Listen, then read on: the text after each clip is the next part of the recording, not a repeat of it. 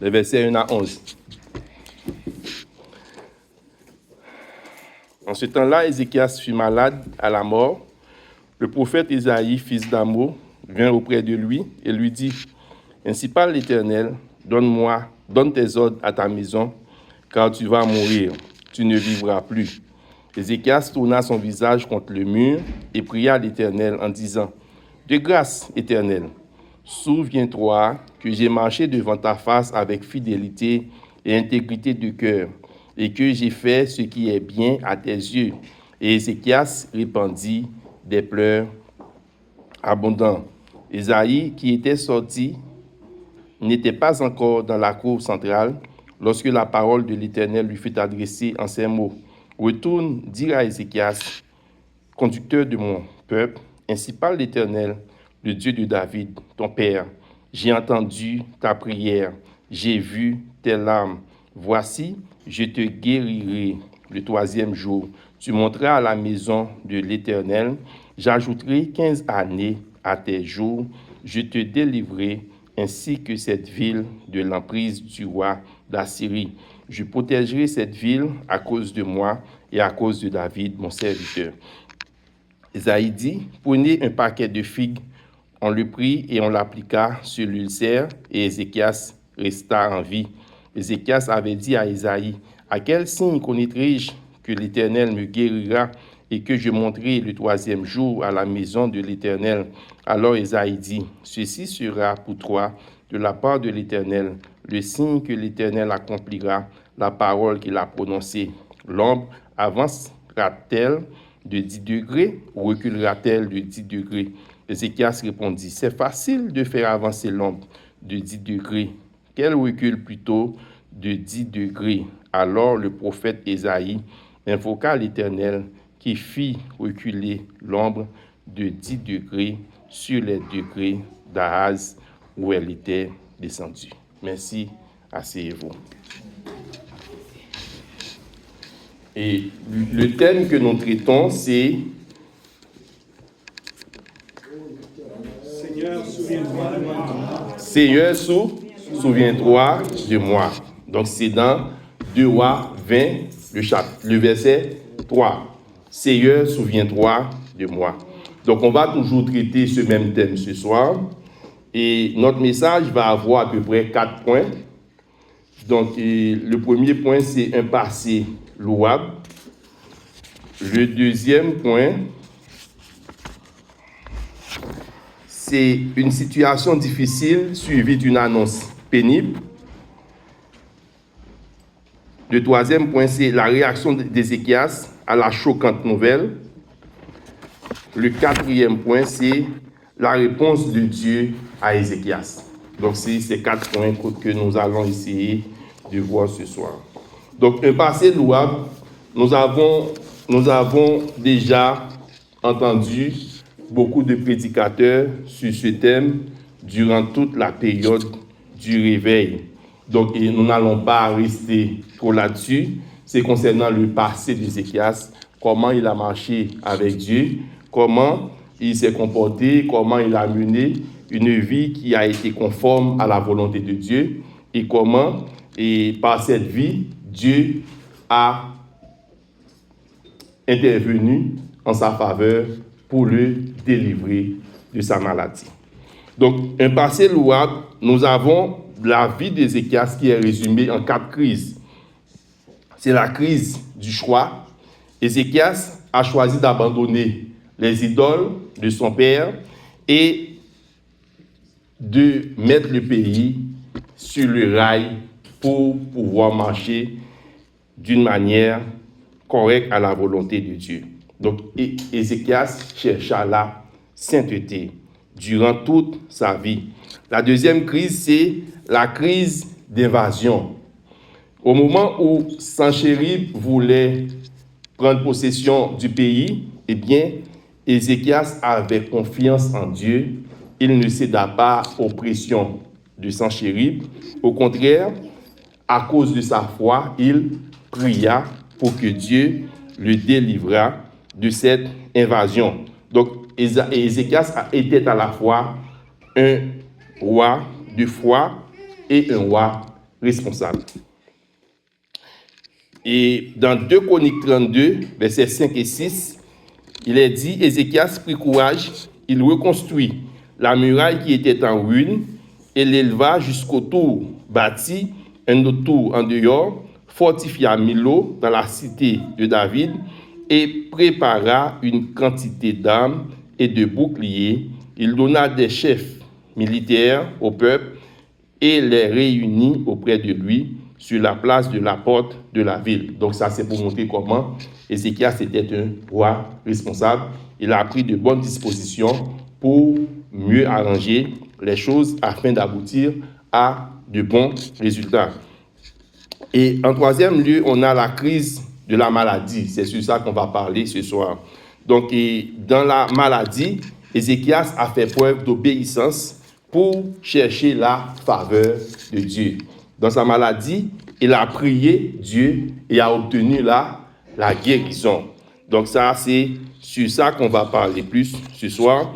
Et l'autre crise, c'est la crise de la prospérité.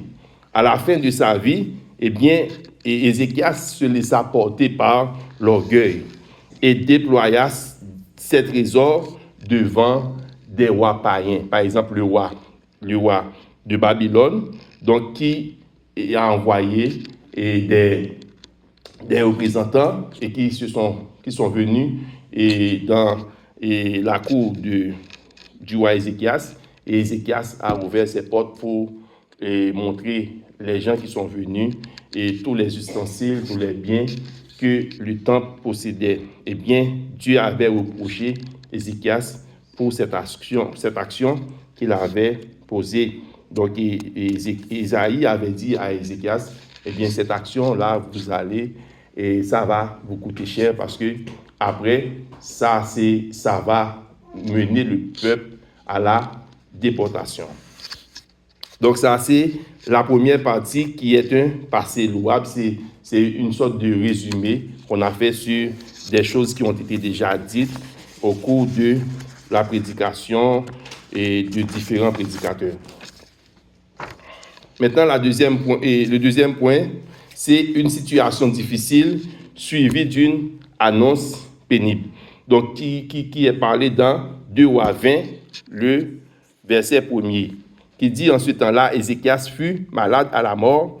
Le prophète Isaïe, fils d'Amos, vint auprès de lui et lui dit, « Ainsi parle l'Éternel, donne tes ordres à ta maison, car tu vas mourir, tu ne vivras plus. » Donc là, Ézéchias est malade, il est dans une situation difficile et Dieu a envoyé son prophète pour lui annoncer qu'il ne va pas relever de sa maladie, mais qu'il va mourir.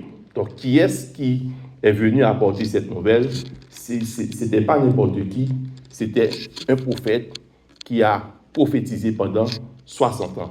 Pendant 60 ans, donc un grand prophète de l'Éternel qui a prophétisé sur Juda, qui a prophétisé sur l'exil des Judéens, qui a prophétisé sur le ministère du Messie concernant sa naissance, sa mort, sa résurrection, etc. Et puis qui a prophétisé sur les nations environnantes d'Israël. Donc c'est ce prophète-là qui a dit à Ézéchias, tu ne vas pas relever de ta maladie, prépare-toi parce que tu vas mourir. Tu vas mourir. Donc ça nous montre que l'épreuve fait partie de notre vie en tant que chrétien. Donc, ce n'est pas parce qu'on est chrétien, on ne peut pas être malade, on ne peut pas subir des maux, des problèmes, des difficultés. Non. Donc, ça nous montre que, bien qu'en tant que chrétien, on est dans la présence de Dieu, on sert notre Dieu fidèlement, mais on peut faire face à certaines difficultés, à certains problèmes. Mais l'essentiel, c'est que Dieu est toujours à côté de nous dans nos différentes situations, dans nos différentes épreuves. Lorsque nous traversons des moments difficiles, il a promis d'être toujours à côté de nous pour nous supporter, pour nous aider à faire face à ces moments difficiles. Donc Job était de ces hommes-là. Job était un homme intègre et puis il a été trouvé malade. Donc les amis qui venaient le voir pensaient que c'est à cause de ses péchés qu'il a été malade. Donc c'est parce qu'il menait une vie qui n'était pas correcte à la volonté de Dieu qu'il était tombé malade. Mais Dieu va montrer à ses amis, c'était sa volonté. Donc parfois Dieu veut que nous soyons malades, Dieu veut que nous éprouvons des difficultés parce que ça rentre dans son plan. Donc ça fait partie de sa souveraineté. Parce que Dieu est souverain, donc il fait ce qu'il veut. Jésus, en passant, avait vu un homme né aveugle, et puis ses disciples lui posaient cette question. Est-ce que c'est parce que cet homme-là avait péché, ou bien est-ce que c'est à cause des péchés de ses parents qui fait qu'il est né aveugle? Mais Jésus avait dit, c'est pour que le nom de Dieu soit glorifié. Donc, c'est pas à cause des péchés de ses parents, mais c'est parce que Dieu a voulu que ça soit passé ainsi pour que cette personne-là connaisse la grandeur de Dieu. Certaines fois, nous éprouvons des difficultés, mais dans ces difficultés-là, nous arrivons à connaître la grandeur de Dieu parce que Dieu manifeste sa miséricorde, Dieu manifeste sa compassion, Dieu manifeste sa grâce envers nous. Donc, il se montre toujours bienveillant envers nous. Isaïe a dit à Ézéchias, donne des ordres à ta maison parce que tu vas mourir. Donc, ça fait appel à la préparation que Ézéchias doit faire avant de mourir. Avant de mourir, il doit se préparer pour aller à la rencontre de son Dieu. Parce que, donc, quand on vit sur la terre, eh bien, à la fin de notre vie, on a des comptes à rendre à Dieu. On a des comptes à rendre à Dieu. Eh bien, c'est pourquoi Dieu a dit à Ézéchias, prépare-toi, prépare ton lendemain, parce que tu ne vas pas relever de cette maladie. Donc, fais les arrangements nécessaires avant de mourir. C'est-à-dire, donc, on doit confesser les péchés qui sont dans notre vie, les péchés qui nous empêchent de voir la face de Dieu. On doit chercher la réconciliation avec Dieu et avec nos semblables, nos frères, nos sœurs. On doit vider notre cœur de tout ce qui nous empêche de rester dans la volonté de Dieu. Donc, on doit chercher la réconciliation avec les membres de notre famille. Par exemple, si on avait un enfant, on ne l'avait pas occupé, donc c'est le moment avant de mourir pour aller chercher cet enfant-là, pour trouver la réconciliation avec cet enfant.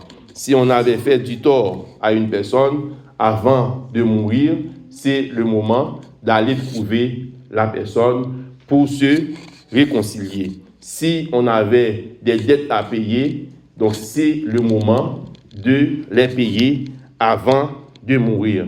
Si on avait des rancœurs contre quelqu'un, c'est le moment de chercher à le pardonner avant de mourir. Donc, on doit faire tout le nécessaire avant d'aller à la rencontre de Dieu. Et surtout dans le Nouveau Testament, Dieu nous dit, lorsque le jour viendra, on ne saura pas. Parce que le jour viendra à l'heure où nous n'avons pas pensé. Donc, on doit toujours nous mettre à l'abri, on doit toujours nous préparer pour que, quand ce jour-là arrive, on soit prêt pour aller à la rencontre de Dieu. Donc, c'est pourquoi il est dit, dans Ecclésiaste 11, versets 9 et 10, « Jeune homme, réjouis-toi dans ta jeunesse, livre ton cœur à la joie pendant les jours de ta jeunesse, marche dans les voies de ton cœur et selon les regards de tes yeux, mais sache que, pour tout cela, Dieu t'appellera en jugement.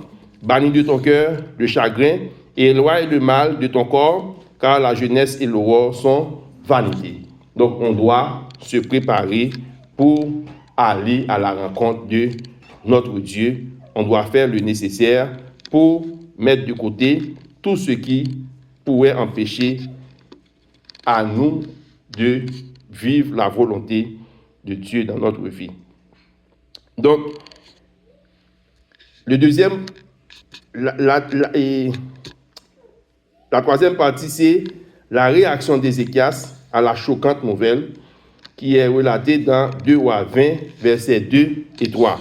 Donc, dans cette partie, nous avons vu que Ézéchias tourna son visage contre le mur et pria l'Éternel en disant « De grâce, Éternel, souviens-toi que j'ai marché devant ta face avec fidélité et intégrité de cœur, et que j'ai fait ce qui est bien à tes yeux. » Et Ézéchias répandit des pleurs abondants. Donc, dans cette partie, on a trois sous-points à traiter.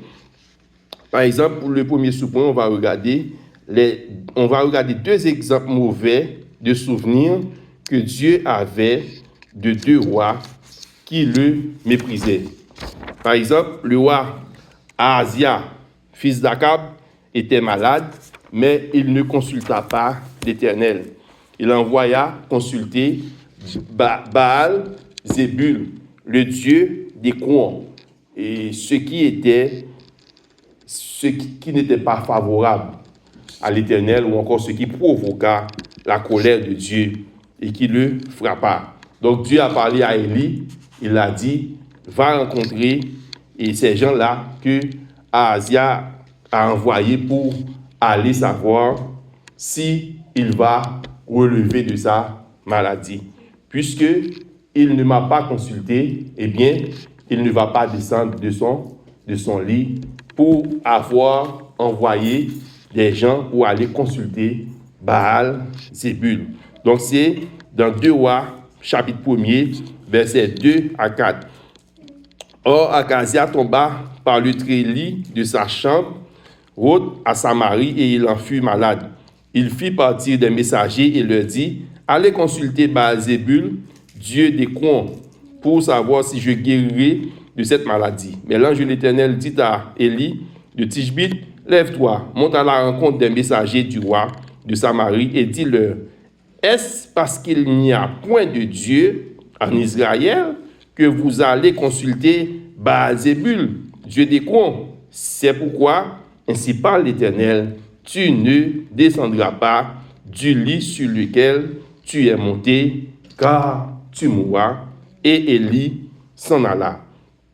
Donc là, c'est l'un des rois. L'autre roi, c'est le roi Jéroboam qui avait son fils qui était malade. C'était Abijah. Donc Jéroboam, c'est lui qui avait, après la scission, qui régnait dans le royaume du Nord. Donc, son fils était malade et puis il envoya sa mère pour aller consulter le prophète Achija. Donc, c'est ce prophète-là qui avait prophétisé lorsqu'il devrait monter comme moi et après la scission. Donc, et puis Dieu avait dit au prophète, et tu vas recevoir une visite, c'est la femme de Jéroboam qui va se déguiser pour venir te voir, donc dans le but de savoir est-ce que son enfant va être guéri. Mais puisque Jéroboam n'a pas marché selon David, n'a pas suivi les conseils de Dieu, eh bien, tu dois dire à Jéroboam que son enfant ne va pas se lever. Donc, il va mourir. Donc, quand nous lisons 1 Roi chapitre 14, versets 1 à 18, et quand on se concentre sur les versets 7 à 11, et puis le verset 12 qui nous dit « Et toi, lève-toi, va dans ta maison, dès que tes pieds entreront dans la ville, l'enfant mourra. » Donc, pourquoi? Parce que Jéroboam n'avait pas su diriger le peuple selon la droiture, selon la volonté de Dieu, mais au contraire, donc il a fait que ce peuple-là donc et vivre une vie qui n'était pas conforme à la volonté de Dieu et en instaurant un climat où les gens servaient beaucoup de dieux étrangers. Donc c'est pourquoi ça a irrité Dieu, donc qui voulait la paix de Jéroboam. Donc et après on a le roi Asa qui marcha fidèle à Dieu, mais qui n'a pas choisi de l'appeler au moment où il était malade. Asa a marché pendant 41 ans, il a régné pendant 41 ans, et pendant qu'il était dans son 39e année, il était malade, mais il ne cherchait pas la volonté de Dieu. Au contraire, il consulta des médecins avant de mourir. Donc, le deuxième sous-point, c'est le choix d'Ézéchias par rapport à cette maladie. Mais Ézéchias agit différemment. Si ces rois-là ne cherchaient pas la volonté de Dieu, ne cherchaient pas la grâce de Dieu, la présence de Dieu, eh bien, Ézéchias, cherchait de préférence la présence de Dieu dans sa situation impitoyable, dans sa situation difficile. Donc, Ézéchias, le fait qu'il a eu connaissance des faits que Dieu a déjà réalisés pour son peuple. Par exemple, lorsque le peuple sortait de l'Égypte pour aller en Canaan, comment Dieu a manifesté sa puissance par devant la mer Rouge pour le libérer. Par exemple, devant le Jourdain, comment Dieu encore a manifesté sa puissance pour libérer le peuple en fendant en deux le Jourdain pour permettre à ce que le peuple puisse traverser. Eh bien, Ézéchias s'est rendu compte que le Dieu qu'il sert est un Dieu miséricordieux. C'est un Dieu qui est compatissant. C'est un Dieu qui peut faire tout, qui a tout le pouvoir de tout faire. Donc c'est pourquoi, au lieu de chercher le médecin, au lieu de chercher l'aide d'autres personnes, mais il a choisi de chercher la présence de Dieu. Et la façon dont Ézéchias a procédé nous montre que Ézéchias avait une relation avec Dieu. Il n'a pas demandé au prophète de prier pour lui, il n'a pas demandé au prophète d'intervenir pour lui, mais après que le prophète lui donna la nouvelle, le prophète s'en allait, et puis lui-même, il s'est tourné le visage contre le mur pour s'adresser personnellement avec Dieu. Donc ça nous montre que Ézéchias avait une très bonne relation avec Dieu. Donc c'est ce qui importe pour nous comme chrétiens. Nous ne devons pas nous baser sur les relations. Par exemple, si on est malade, on peut demander de l'aide. On peut demander à Pasteur Junior de nous aider à prier. Pasteur Flores de nous aider à prier. N'importe quelle autre sœur, quel autre frère de nous aider à prier. Mais on doit avoir aussi une relation personnelle avec Dieu. Parfois, Dieu attend à ce que nous ayons nous-mêmes notre propre communion, notre propre relation avec lui. Donc, ça fait que certaines fois, il intervient directement pour intervenir en notre faveur. Donc, Dieu a agi de différentes manières pour les gens qui font appel à lui. Certaines fois, il choisit de les libérer, il choisit de les délivrer, mais d'autres fois, il choisit de ne rien faire. Donc, c'est pourquoi, quand on prie, quand on sert Dieu, eh bien, on doit attendre à différents résultats. Certaines fois, on traverse des situations difficiles. Dieu accepte que nous restons dans la situation. Dieu veut que nous terminons même dans la situation. Il y a des choses qu'on demande à Dieu, on ne va pas le recevoir. On ne va pas les avoir parce que ça rentre dans la volonté de Dieu. Il y a des choses qu'on attend de Dieu, on ne va pas les avoir jusqu'à ce qu'on termine, jusqu'à ce qu'on meure. Parce que ça rentre dans la volonté de Dieu. Donc l'essentiel, c'est de permettre à Dieu à ce que sa volonté se réalise dans dans notre vie parce qu'on a tout abandonné, on a tout laissé pour le servir. Et maintenant, notre vie dépend de lui. Notre vie dépend de lui. Donc, on va regarder quelques éléments, quelques personnes où Dieu a intervenu en leur faveur. On a par exemple Noé. Noé, lorsque le déluge a été fait, eh bien, la parole nous dit que Dieu se souvint de Noé, de tous les animaux et de tout le bétail qui était avec lui dans l'arche. Donc, c'est parce que la pluie tomba pendant 40 jours et 40 nuits. Si Dieu n'intervenait pas, eh bien, tout le monde allait mourir. Tout allait périr parce que la pluie tombait pendant 40 jours et 40 nuits. Donc, la pluie couvra toute la surface de la terre. Eh bien, Dieu a intervenu en songeant à Noé. Donc, Dieu se souvient de Noé et a intervenu pour baisser la pluie, pour que la vie retourne sur la terre.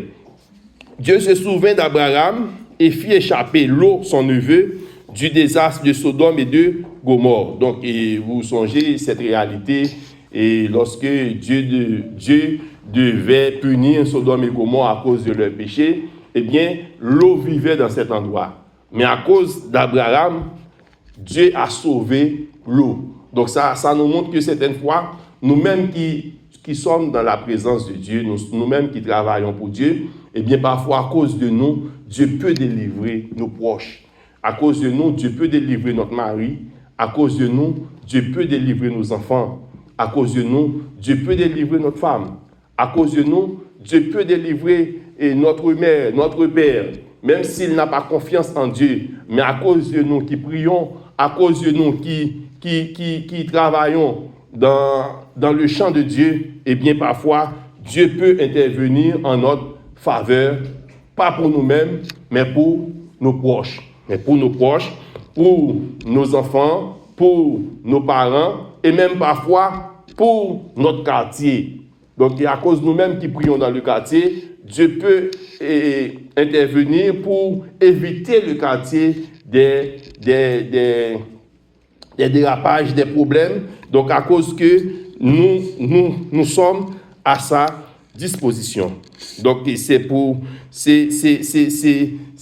un privilège qu'on a lorsque on est à la disposition de Dieu. Donc, Dieu se souvient aussi de Sarah. Dieu se souvient de Sarah. Donc, et il a accompli la promesse qu'il a faite envers elle. Donc, c'est-à-dire, lorsque Dieu nous fait une promesse, même si des années passent, Dieu ne nous oublie pas. Dieu va intervenir en notre faveur quand le temps est arrivé. Donc, Dieu se souvient de Rachel et la rendit féconde. Donc, certaines fois, on peut traverser des situations difficiles. Donc, on peut avoir notre finance peut ne pas fonctionner. Donc, il y a des réalités négatives qu'on peut vivre. Eh bien là, Dieu nous fait savoir que quand il se souvient de la promesse qu'il nous a faite, eh bien, il va changer notre situation. Il va changer notre réalité. Il va rendre les choses difficiles deviennent faciles. Parce qu'il a tout le pouvoir, il a toute la capacité pour intervenir en notre faveur. Mais certaines fois, Dieu se souvient aussi des cas qui ne sont pas toujours positifs. Par exemple, Dieu avait demandé à Saül d'éliminer les Amalécites. Lorsque Dieu se souvient comment les Amalécites avaient traité les Israélites pendant qu'ils sortaient en Égypte, et puis ils leur ont barré la route, ils ne voulaient pas qu'ils passaient par le chemin, par leur route, eh bien, Dieu se souvient de ça et a dit à Saül, tu dois aller combattre les Amalécites pour les exterminer. Donc,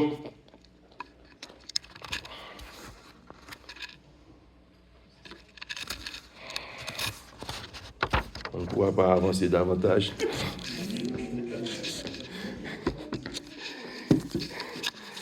Donc, Dieu va se souvenir toujours de nous dans nos différentes situations. Quand nous sommes humiliés, quand nous avons des difficultés, quand nous avons des problèmes, quand nous faisons face à des réalités difficiles, Dieu est là pour nous secourir. Dieu est là pour nous réconforter. Dieu est là pour nous bénir. Dieu est là pour nous restaurer. Donc nous devons toujours faire confiance à Dieu qui peut intervenir pour nous dans nos différentes situations. C'est bien dommage, je n'ai pas eu le temps d'aborder les autres points. Donc, mais je vous laisse ici parce que l'heure est arrivée. Que le Seigneur vous bénisse. Je vous souhaite du courage sur la route. Restez attachés à Dieu parce qu'avec Dieu, nous ferons des exploits. Que le Seigneur vous bénisse. Amen.